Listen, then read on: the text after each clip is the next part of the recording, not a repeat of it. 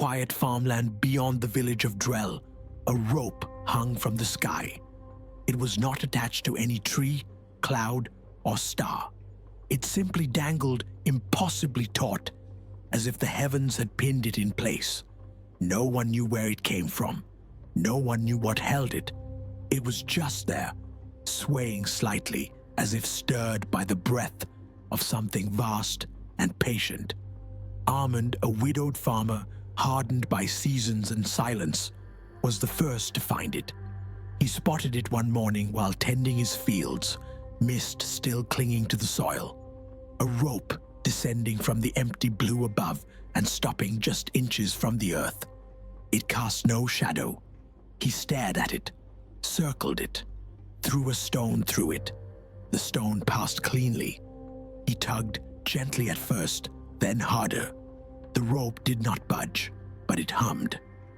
That night he remembered an old tale his grandmother once told, of a sky rope that granted wishes, each one pulled down with the strength of your desire. But each wish, she said, pulled something else closer in return. He had laughed at it then. He did not laugh now. He waited 3 days before pulling it. On the fourth, with his hands wrapped in cloth, he took the rope and pulled. The sky did not break, but his back pain, crippling for years, vanished overnight. Armand told no one. The next time he pulled with a word in mind. Elira, his wife, gone 2 winters now. He did not expect her to return. But the next morning, her comb sat on his windowsill. The scent of her lavender oil clung to the bedsheets. And just before dusk, he swore he heard her humming near the hearth. He wept. He pulled again. With each wish, something came. His fields grew richer. His barn mended itself. Chickens returned that had long gone. The tree near his porch, struck by lightning last year, bloomed green again. But so did strange things. A neighbor's son went missing. A fox was found, inside out, near the crossroads. The church bell rang once at midnight. No one was there. Armand kept pulling. The days passed differently after that. It rained when Armand wanted sun. It dried when he needed water. His crops bloomed with no seed. His tools never rusted. His aches never returned. And yet, he did not feel blessed. He felt watched. The rope was no longer still. It shifted ever so slightly now, even when there was no wind, turning, twitching, like something was climbing down, inch by inch, night by night. He no longer made wishes. He tried to ignore it, but the rope remembered. One evening he returned from chopping firewood to find footprints in the soil around it. Not boot prints, not animal, bare, thin, too long. They circled the rope, then led away toward the barn. Inside, nothing had changed, except the mirror. It was fogged as if someone had breathed across it, and in the condensation one word had been drawn with a crooked finger. Again. Armand did not sleep that night. He sat with the axe in his lap, eyes fixed on the rope in the dark. He thought of cutting it, burning it, even climbing it. But something deep in him, ancient and wordless, told him, "It is not yours to break. It came from above, and it has roots below." The rope twitched once, twice, and in the soil, near the knot that had begun to swell with something unspeakable, a second rope began to grow, thinner, redder, like a vein pulled taut from the belly of the world. Armand understood then. He had not found the rope. The rope had found him. The second rope grew fast. By morning it had reached waist height, pulsing slightly, like a worm beneath skin. It didn't hang from the sky. It rose from the earth, and it trembled whenever Armand came near, as though it knew him, as though it waited. He didn't touch it, he didn't dare, but he couldn't ignore it either. Because that night, the dreams changed. No longer just visions of Elira or whispers in the wind. Now he saw a field of ropes, dozens, hundreds, all descending from a sky that pulsed like a wound. People gathered beneath them, arms raised, voices chanting in languages Armand had never heard but somehow understood. Each time he woke, something was different. His reflection stared too long. His fields swayed without wind, and his neighbors no longer recognized him. Marek the baker asked, "Are you new in town?" The priest forgot his name entirely. Even the village map, drawn in chalk at the center square, no longer showed his land. He had wished too much, bent too many rules. He was becoming unremembered, and the ropes were multiplying. By the end of the week, there were 5, all sprouting from the ground, all humming in time with the original, and in their center, the knot had begun to split, not unraveling, but opening.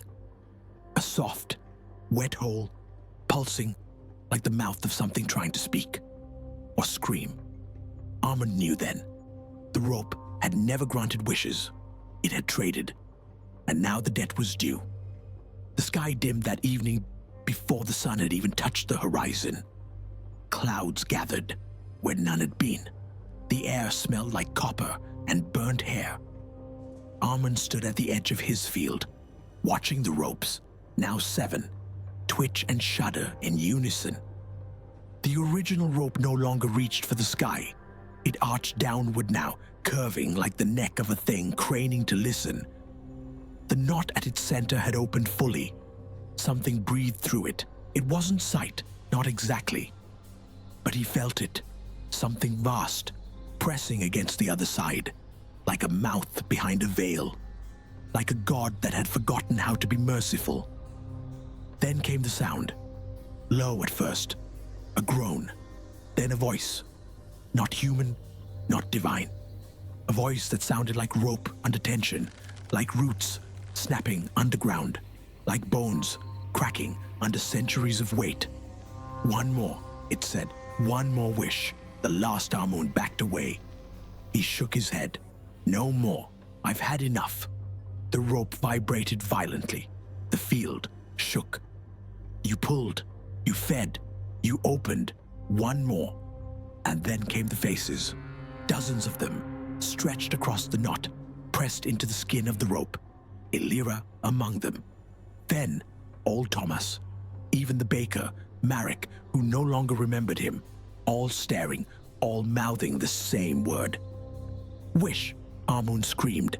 He ran to the barn, grabbed the rusted scythe, and returned to the field, mad with desperation, trembling with fury. He swung at the rope.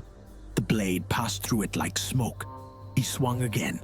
This time the rope caught the blade midair. It twisted, and the scythe was gone. He fell to his knees, breathing hard. "What do you want from me?" he whispered. The rope hissed like wind through teeth. "A name." "A name," it said again, but not aloud. It hung in the air inside his chest like a forgotten memory stirring awake. Armand trembled. "Whose name?" The rope twisted. "Yours." The knot widened. The faces sank away. The ropes shuddered, rising higher, coiling like serpents preparing to strike. Above, the clouds cracked, not with lightning but with openings, holes, mouths, wounds. "Give it," the voice said. "The final wish, a name freely given. Let the world remember you no more." And suddenly he understood. Every wish was not a gift. It was a trade, not of things, but of self, of pieces of who he was. Memory, time, love, belonging. Slowly, surely the rope had pulled him out of the world. Soon there would be no one left to remember Armand the farmer. Just the field and the rope. He stood. He looked at the sky. He thought of Fen, of Elira, of the old village map where his name had once been scrawled in chalk. "No," he said. The ropes twisted. "Then take back what was given." The sky split. The fields caught fire, not with flame, but with unlight. Darkness poured like ink from the ropes, seeping into the earth, unraveling the world around him. His house fell in silence. His crops curled and withered in seconds. The wind screamed. Armand grabbed the rope one last time. He pulled, not to wish, but to anchor. He wrapped it around his arms, his chest. He held on, even as the soil cracked, even as the ropes tore open. Reality itself. And he spoke one last time. Then take me, but leave the rest. The knot surged, a heartbeat. A mouth opened in the sky, vast, terrible, and the rope snapped upward, dragging Armand with it, into the clouds, into the dark, into the wishing place. They say that field has never grown again. They say the wind there hums, and if you go at dusk, when the sun is low and the earth is quiet, you might still see it. A single rope, high above, barely visible, taut, waiting.